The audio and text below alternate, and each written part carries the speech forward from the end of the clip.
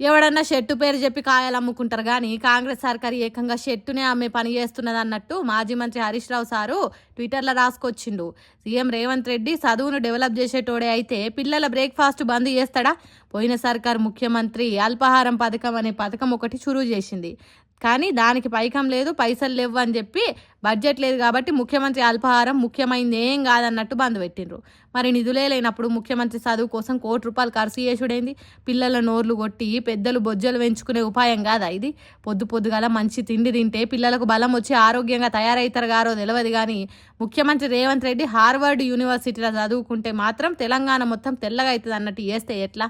హాస్టళ్లలో పిల్లలకు కడుపు నిండా తిండి దొరకది.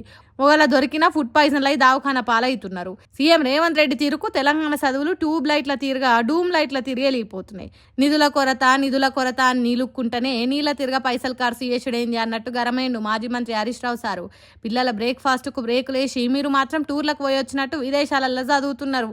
మహా గొప్ప గవర్నమెంట్ ఇది అన్నట్టు ఎద్దేవా చేసిండు.